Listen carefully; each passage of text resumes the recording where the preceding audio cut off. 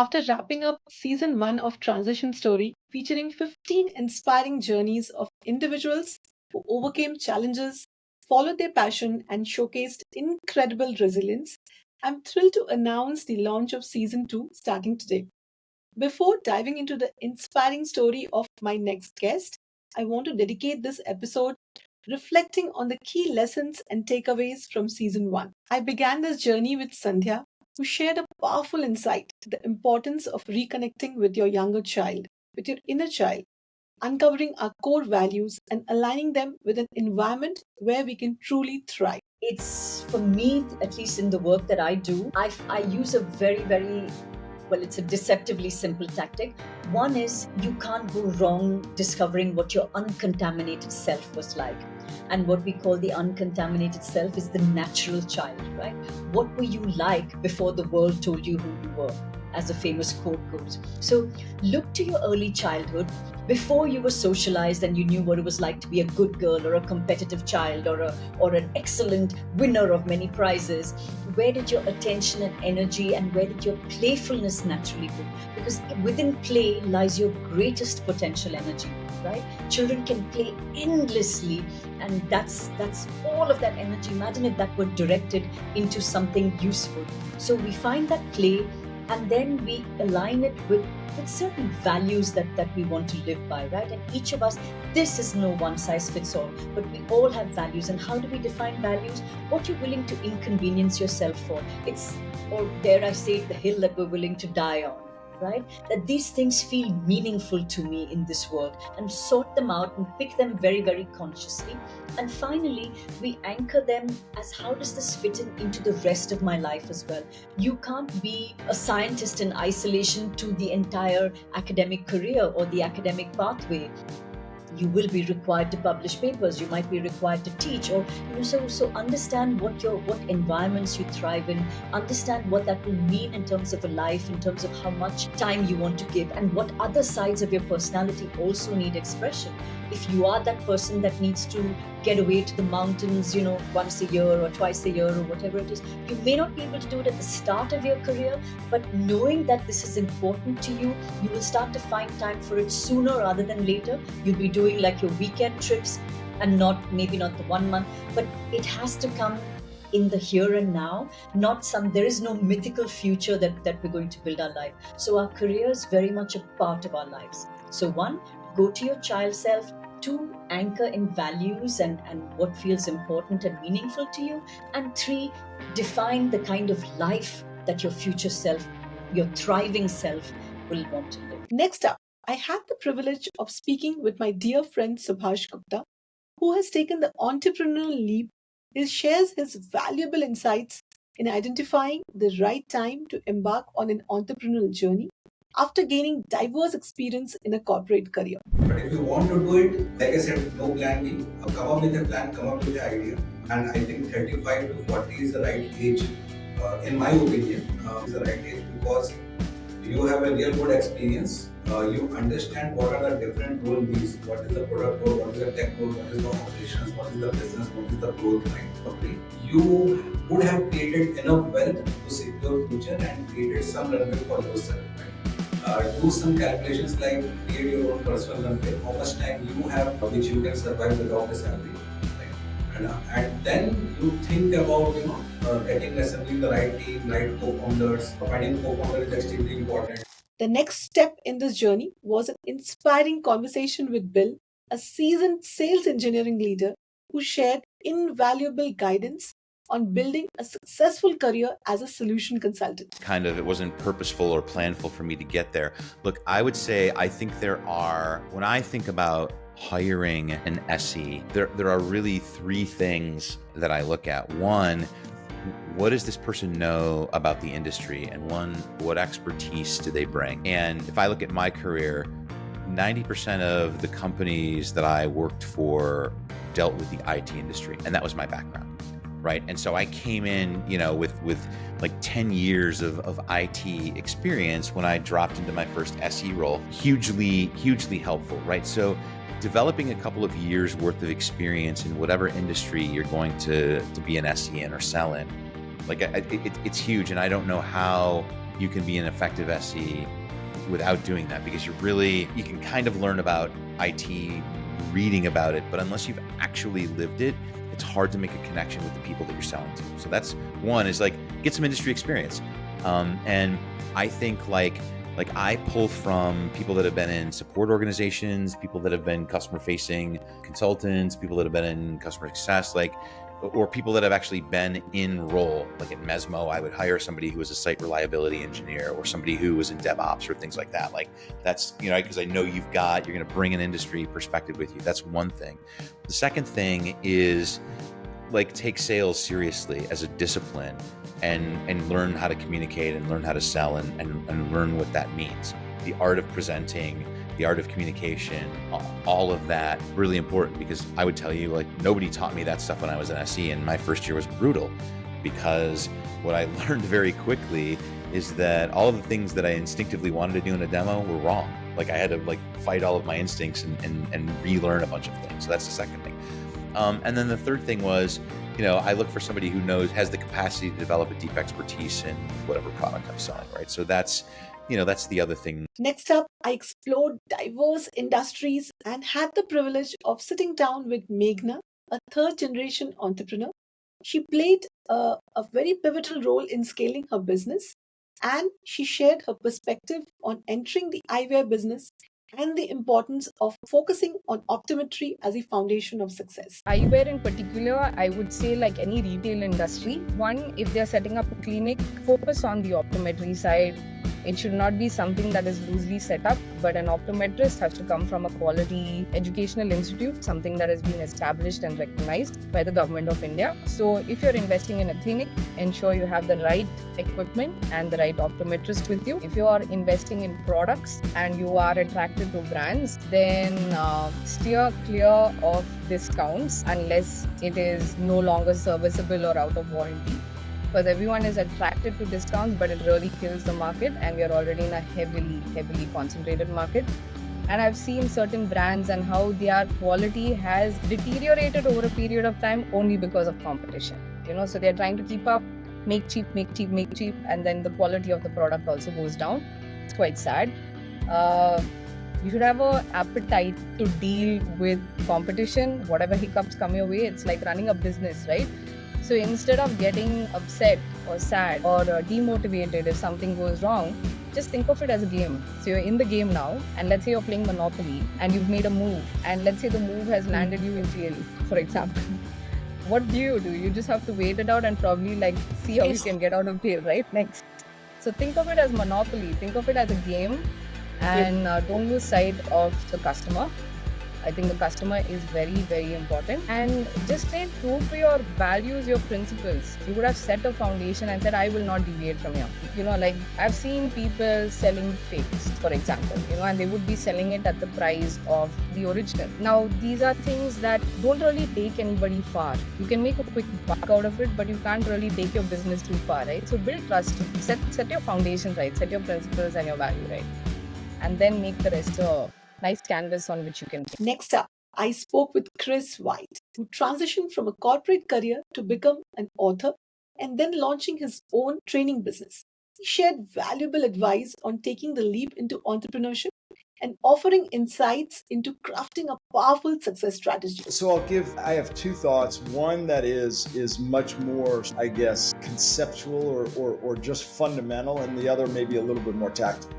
I think the fundamental advice is, if you have that burning desire in your belly, if I can use that term, and that's what I had. I had a burning desire in my belly for a long time, almost a decade, and desperately wanted to do this. And there were a number of times where I could have given up that hope. I could have given up that desire to do this. And even though I recognized on a number of occasions and for a number of years that the time wasn't right, and then I attempted and the attempt failed, didn't give up that hope.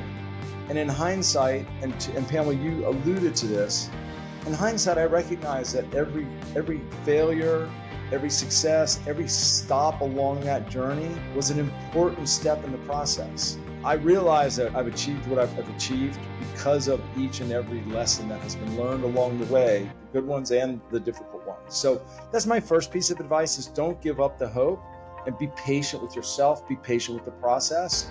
And just because you attempt and fail, it doesn't mean you should give up that burning desire if you still have it. So that's sort of the fundamental piece of advice. My tactical piece of advice is, if you want to start a training business like this, make sure you have clarity on your point of view for whatever profession you want to coach in, whether that's sales, whether that's sales training, maybe it's something completely and totally different. And by way of example, what's my point of view? The 6 habits that I wrote about. And I'll show the little mouse pad that I have.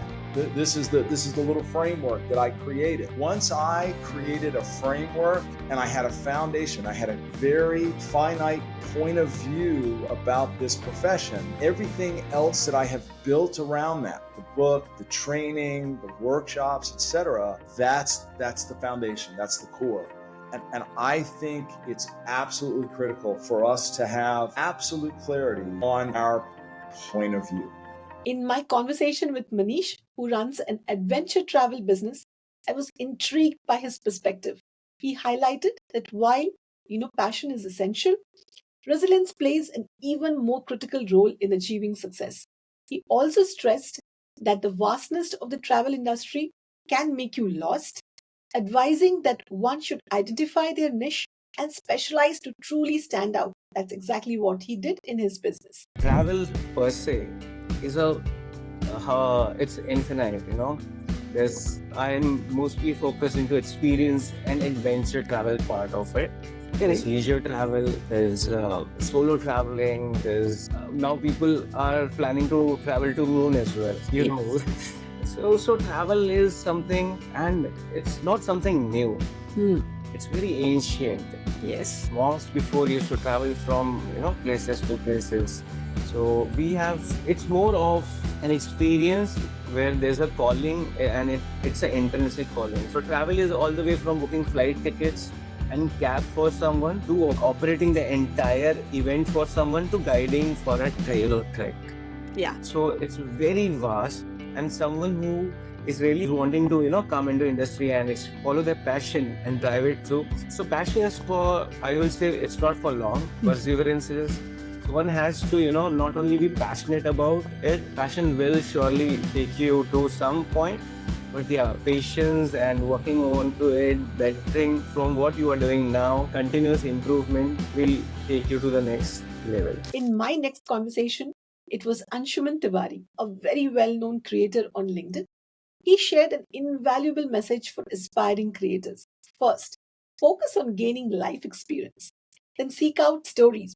He emphasized that content would naturally follow when you draw from your life experiences, make it more authentic and impactful. Content point of view, from somebody who writes regularly on LinkedIn, I get this question quite a lot, that how are you so consistent and how do you find these topics and so on. And I keep saying that the topics and the content come later. First comes your life and experience. So live your life well, have some experience, collect, collate, curate all those experiences. The stories will come. Yes. Don't look for the stories before the experience. A lot of young creators are falling in this trap today. And I say young with responsibility, because we now have to be able to guide them as well. Correct. That they are looking for stories before the experiences. That never happens. So that's my only message whenever I speak to anybody asking for content and all. I have the stories because I have the experience. And then, of course, the storytelling capability and skills come. In the next episode, Niranjan, a dedicated yoga practitioner, shared the power of simplifying your aspirations. I loved what I learned from him when he emphasized the importance of leading with education and fully immersing yourself in the subject. By doing so, teaching yoga became a natural extension of who he is as a person, bringing him extreme authentic joy. The yoga has been following for quite a long time, and a lot of people are more inclined towards yoga. A lot of awareness is generated by way of yoga, and our government also has given importance to yoga.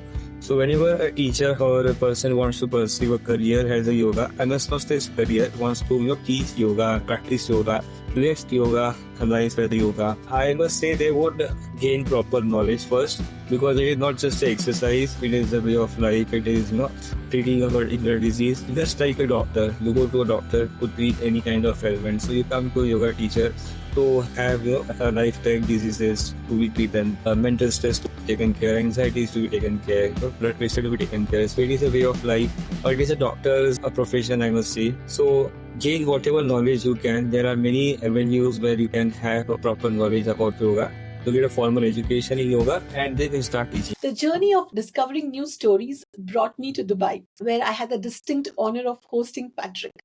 He shared his valuable insights on the essential skills entrepreneurs should develop to empower themselves in the process of growing their business.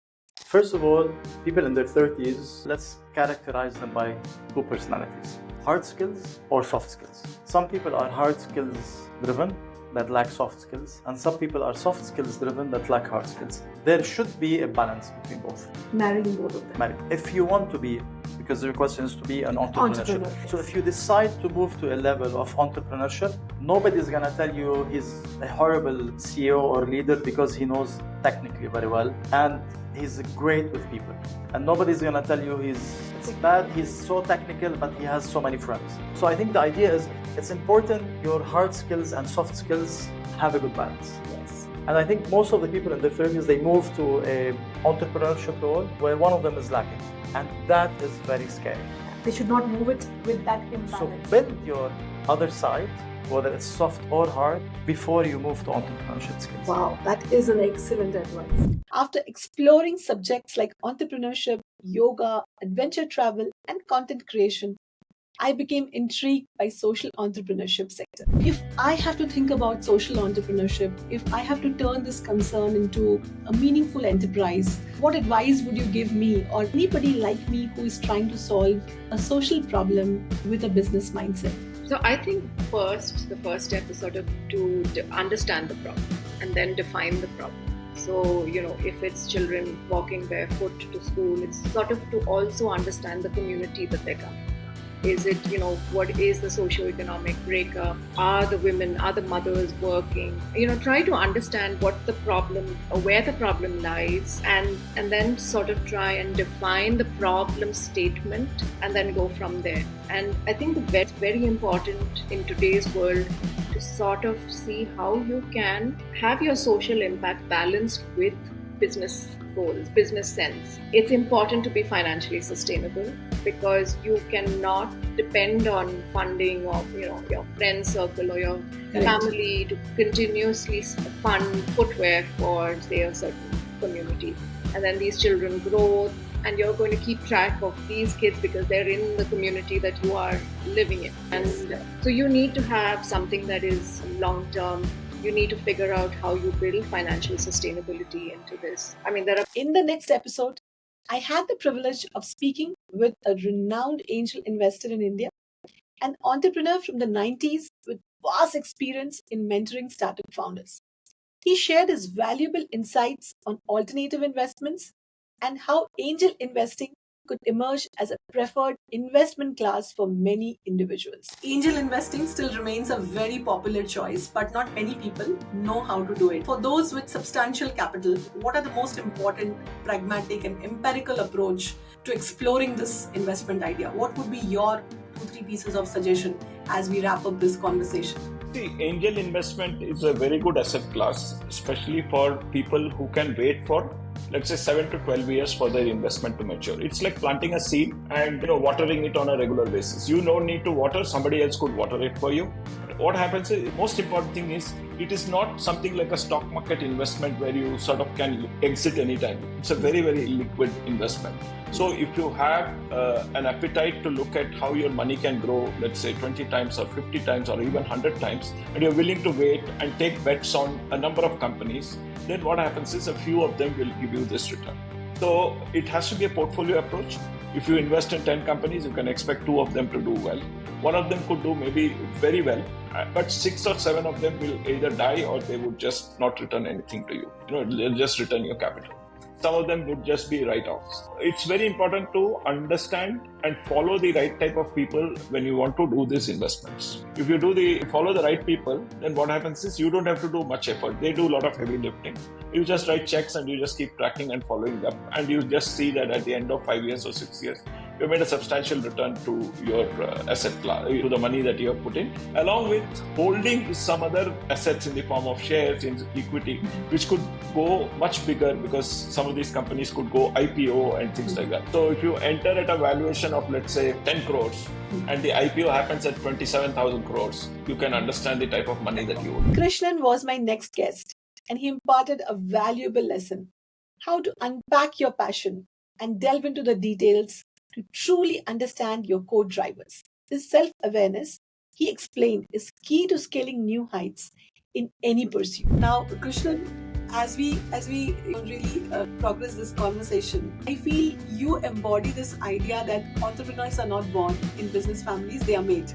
Because you were born in one, you decided to not, be that entrepreneur who will inherit the business. You went on to work somewhere, and then you got back to a business, but not your father's. You built your own with such noble thoughts. Any 30, 40-year-old guy wanting to start and pave his own journey like you did yours, irrespective of the fact that they are born in a business family or not, what would be your top 2-3 advices to them if they're really passionate about their business and don't know where to begin? Start with asking them to dig a little deeper into passion, because passion is something which we need to peel the layers and understand exactly what I mean, because your business is a lot of things.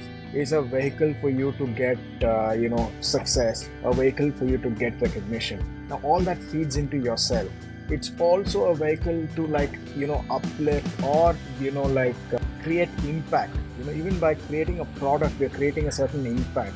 It's also a medium through which you can connect with so many people and translate ideas and have some kind of a collective direction, like make a small world that we are in. So when you're saying I'm passionate about my business, for me that is still very vague. I would ask them to first go inside and understand what is it about that passion that actually gets you going. Because once you know that, right, then it breaks down half the problem. Because like any part, I mean, not just for business, like any part, there's going to be challenges, and that's the fun part of it. Like if it's an easy ride, we don't mostly enjoy it. We want that win after a little bit of a struggle, right? And so that's how everything is designed in life. But when that struggle does come, and some of the sweetest success happens after the really difficult climb, right? And at that point, to nudge you that little one more step, you need to know the why. The why has to be very, very, very crystal clear. In the next episode, I had the pleasure of speaking with Sanjana, who shared her insightful reflections from her entrepreneurial journey. She highlighted how women, in particular, are very well suited for entrepreneurship due to their ability to multitask and manage large projects effectively. Women can be a wonderful entrepreneur. Again, I would state it, Pamela, I'm not seriously a gender bias. I'm not saying that men are not or not, but I think women make more better entrepreneurship because they can handle multiple things. They are taskmasters, and they can do a lot of things all together. And all women out there, I would give one message: please come out of your shell and contribute minuscule, and that ripple action would make a change in the society, and that change will bring a very, very new change in yourself, which would make you spark bright. After hearing so many stories, my conversation with Leela stood out. Her journey of coping with grief and then using an assessment framework like Hogan was a powerful reminder of the importance of understanding how the world perceives you and making adjustments if necessary. So Hogan is a personality assessment, but it talks about reputation. It doesn't really talk about who you are, rather how you're being perceived from others' lenses. And typically in a workplace situation, that is what it matters. How you are being seen by others, especially in matters relating to whether it is about your promotion or your relationship with your bosses or supervisors, or for that matter, the team management. So Hogan actually opens you with understanding how people are likely to be seeing you, and what are some of the things that strengthens you, and what are those same strengths become your derailers. So if you are aware of them, then you're potentially able to navigate. And what I want to also fondly talk about Hogan is not just a tool specifically for one particular aspect of any organizational development intervention, may it be just for recruitment and all. Hogan can support you in creating awareness, whether it is about your hiring needs or whether it is about your career planning. It also supports for leadership development, succession planning, and not to mention, I mean, I would be incomplete without sharing that it does a lot about both team assessment as well as team coaching. And of course, Hogan also teaches you in terms of the leadership capability building and how might you be able to develop those skills so that you become a better leader, Pramila. First of all, making sure you have a solid foundation of the software landscape in the market you're planning to work with, right? Knowing who are the key players, the trends in that market, how solution address the different pain points will give you an added advantage. And secondly, invest in learning about marketing technologies that marketers use, and about tools specific to the software as well, as they're crucial in the B2B marketing space. Finally, make sure you're also focusing on the soft skills and transferable skills, because they do differ from industry as well. Yes. Thinking about like communication, strategic planning, which also remains valuable in any other field. Very nice. Honestly, the 15 episodes of this journey have been an incredible learning experience for me. The practical knowledge and the real world insights I gained from these conversations were unparalleled. As a first time podcast host, each episode not only enriched my understanding, but also challenged me to engage deeply with my guests and their unique stories. It's been a humbling and a transformative experience, one that has taught me the true power of listening, storytelling, and connecting with diverse perspectives. I want to extend my heartfelt thanks to all my listeners for supporting me on this journey by turning into each episode and listening. I invite you to subscribe and stay tuned for the upcoming seasons, where through the power of storytelling, I'll be exploring exceptional transition stories ranging from industries like healthcare to coaching to entrepreneurship in fresh and inspiring ways.